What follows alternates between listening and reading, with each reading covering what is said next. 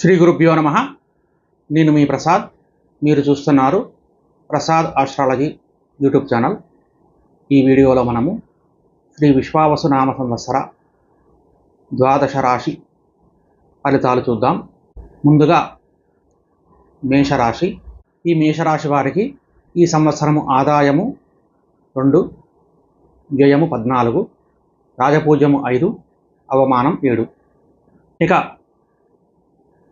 ఈ రాశి వారికి గురువు 14 మే వరకు కూడా, అంటే ఉగాది నుండి 14 మే 2025 వరకు కూడా 2వ స్థానంలో ఉంటాడు. అందువల్ల ధర్మకార్యాలు చేయడంలో ఆసక్తి పెరుగుతుంది. దైవ దర్శనం చేసుకుంటారు. కుటుంబ సౌఖ్యం ఉంటుంది. మానసిక ఆనందాన్ని అనుభవిస్తారు. పేరు ప్రతిష్టలు లభిస్తాయి. ఆకస్మిక ధనలాభం ఉంటుంది. ఇంకా శుభవార్తలు కూడా వింటారు.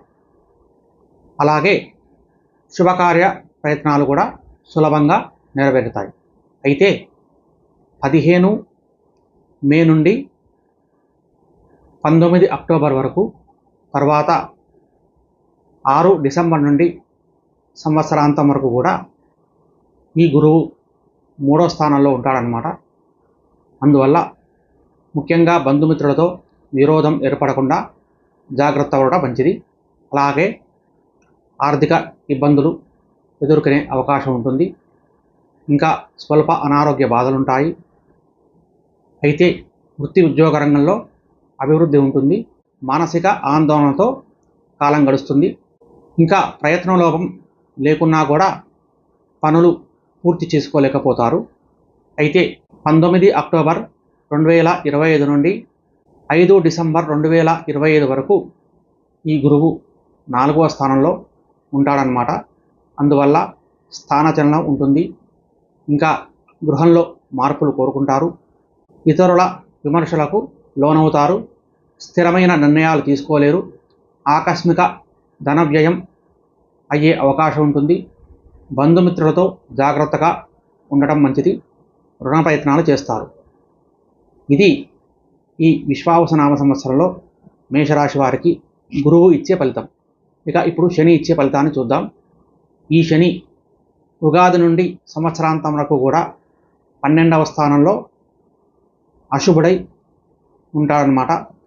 అంటే ఈ సంవత్సరం వీళ్లకు ఏళ్నాడు శని ప్రారంభం అవుతుంది. అందువల్ల అపకీర్తి రాకుండా జాగ్రత్త పడడం మంచిది.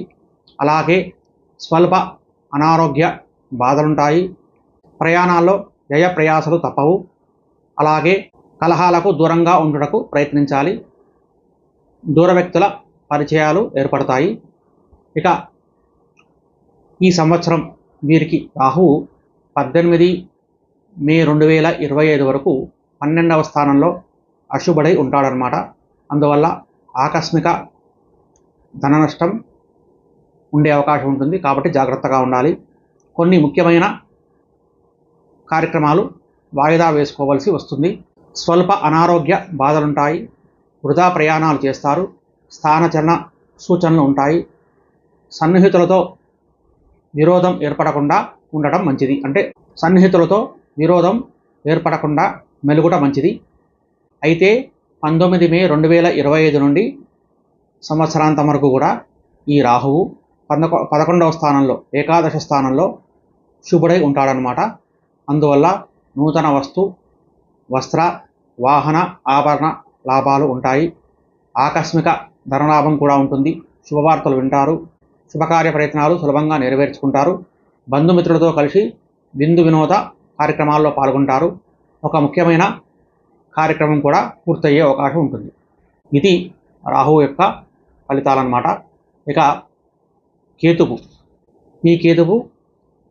ఈ కేతువు ఉగాది నుండి 18 మే 2025 వరకు 6వ స్థానంలో శుభుడై ఉంటాడనమాట.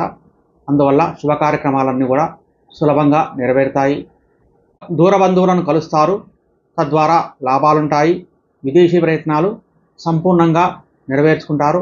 ఆకస్మిక ధనలాభం ఉంటుంది. అన్ని విషయాల్లో విజయం సాధిస్తారు. అయితే 19 మే 2025 నుండి సంవత్సరాంతం వరకు కూడా 5వ స్థానంలో ఈ కేతువు సాధారణ శుభుడై ఉన్నందువల్ల పట్టుదలతో కొన్ని కార్యక్రమాలు పూర్తి చేసుకుంటారు. పిల్లల పట్ల జాగ్రత్తగా ఉండటం మంచిది. వృత్తిరీత్యా గౌరవ మర్యాదలు పొందుతారు. కుటుంబ పరిస్థితులు సంతృప్తికరంగా ఉంటాయి. మానసిక ఉల్లాసాన్ని పొందుతారు. ముఖ్యంగా చెప్పాలంటే ఈ రాశి వారికి గురువు, శని, అలాగే కొంతకాలం రాహువు కూడా అంత బాగుండడు. కాబట్టి ఈ 3 గ్రహాలకు వీలుంటే జపం చేసుకుంటే చాలా మంచిది. అలాగే సుందరాకాండ పారాయణం కానీ లేదా రుద్రాభిషేకం కానీ చేసుకుంటే చాలా మంచిది. కనీసం నవగ్రహ ప్రదక్షిణ చేసుకున్నా కూడా చాలా మంచిది. ఇది విశ్వావసు నామ సంవత్సరంలో మేషరాశి ఫలితం అన్నమాట. ఈ వీడియో కనుక మీకు నచ్చితే లైక్ చేయండి, షేర్ చేయండి, అలాగే సబ్స్క్రైబ్ చేసుకోకపోతే సబ్స్క్రైబ్ చేసుకోండి. గోబ్రాహ్మణేభ్యః శుభమస్తు నిత్యం. లోకా సమస్తా సుఖినో భవంతు. స్వస్తి.